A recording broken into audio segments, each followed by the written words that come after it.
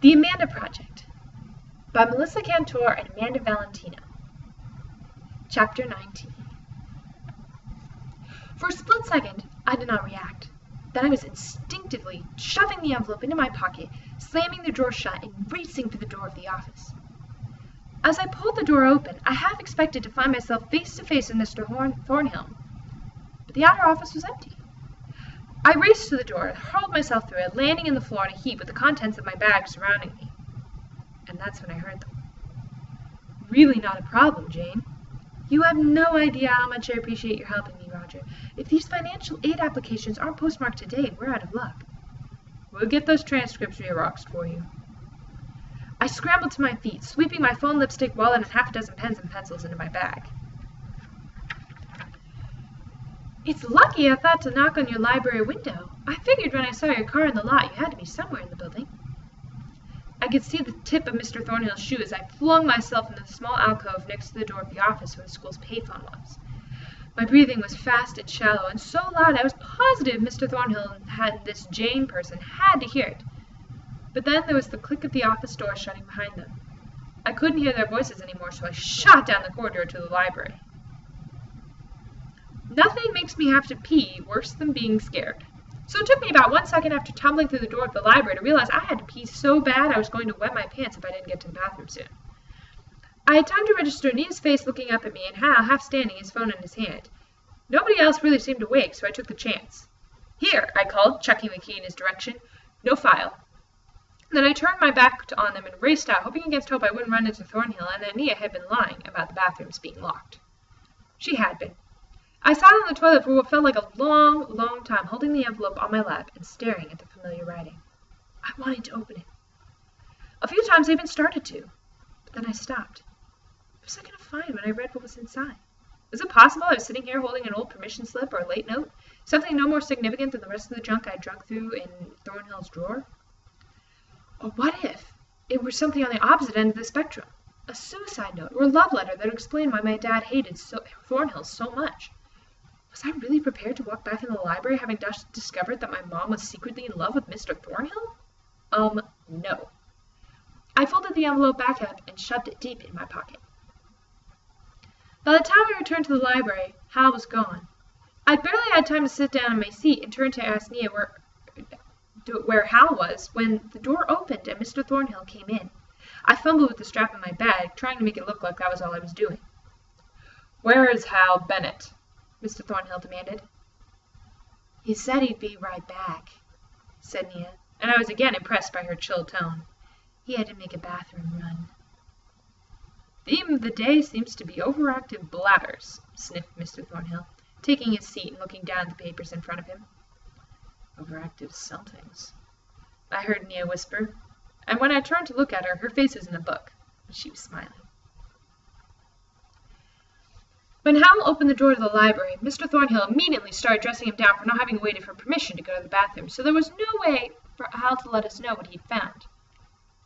He sat back down in front of me, opened his sketchbook, and started drawing as calmly as if he hadn't possibly broken the biggest school rule there is, not to mention the law. I glanced over at Nia, who also seemed to be nonchalantly reading. Was I the only one completely freaking out? All signs pointed to yes. The rest of the detention passed without anyone asking to leave, and by the time Mr. Thornhill stood up and announced that we were dismissed, I was practically losing my mind. All I wanted was to be at home, alone in my room, with the envelope open and my mom's letter in front of me. I ran over to put the poetry book back on the shelf. As I passed her, Nia whispered, "Check your locker." I jerked my head around to look at her, but she was passing by Hal's table. I wondered if she was giving him the same message. "Hal, Nia, Callista, I will see the three of you next Saturday at the same time unless you have some information you would like to share with me between now and then." He looked at the three of us as if he knew absolutely that we were up to no good. I tried to make my face perfectly blank when I spoke. "Mr. Thornhill, that book I thought I had with me this morning must be in my locker, and I really need it for an assignment. Could I grab it on my way out?" I couldn't believe how effortlessly the lie rolled off my lips. This life of crime is starting to get really easy. The vice principal looked at his watch. "I'm going to my office to get to my briefcase, then I want everyone in the front of the building in 2 minutes, at which time I plan to turn on the security system.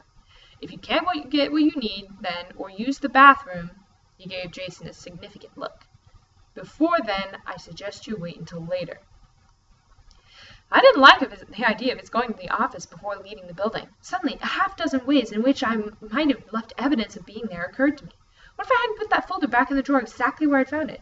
What if for some reason Thornhill really wanted to look back at that note from my mom? What would he do when he discovered it missing? I would have to hope he would assume he'd lost it in that jumble of a drawer. Thinking about the note made me wonder if, in my panic, I'd shut the desk drawer all the way. If I hadn't, Hal would definitely have closed it when he left the office. Unless he found it open and thought Thornhill, not me, had left that way. The possibilities for detection seemed endless. If only he wasn't going into his office again until Monday, enough time to forget exactly how he left things. My palms, which had been relatively dry for the past 2 hours, suddenly felt damp again. I was so distracted by these thoughts that at first I forgot to head in the direction of my locker. My only goal was to get out of the building as fast as possible. But then I remembered Nia's hissed command and the totem Amanda had stenciled on our lockers earlier in the week. Could she have left another drawing? One Thornhill and the custodial staff hadn't discovered yet? The possibility of a message from Amanda had me running toward my locker almost before I realized how desperate I was to hear from her. This time, I didn't have to be right in front of my locker to see what was there. The bright yellow piece of paper sticking out from between the vents was visible from several feet away. I slipped it out carefully. Sure, it would be a note. And I was right. My hands shook, but I could still see that the words on it had definitely been written by Amanda. She had was on one line, and think was just beneath it. She had think? Was this supposed to mean something? Was it supposed to be some kind of message? Because if so, it wasn't exactly communicating much to me.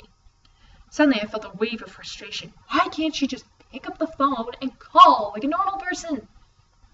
I was so mad I kicked the locker below mine, and a searing pain that ran up my leg after my foot made contact with the metal surface only made me madder. For a second I was tempted to just crumple up the card and toss it. If Amanda had something she wanted to tell me, let her tell me. I was tired of her games, tired of not hearing from her, or not hearing from her in any of the ways you normally hear from people. I'd spent the morning serving detention. Why, Amanda? I'd broken into the vice principal's office, and for all I knew, I was about to find out I'd been discovered and was facing expulsion. Why? Amanda. I'd come barreling through the halls of Endeavor like my life depended on it, only to find at the end of my race what awaited me was a scrap of paper that meant nothing. And why? Amanda. Not to mention my toes, which were now throbbing with pain. I was so mad I actually looked over my shoulder for a garbage can to toss what was, as far as I could tell, a useless piece of paper. But then I realized how long I'd been standing there. Great. Not only was I going to get in trouble for all the crimes I committed this morning, but now I was going to be locked in the building until Monday. I shoved the worthless scrap in my back pocket and booked it for the front door, wincing each time my right foot hit the linoleum.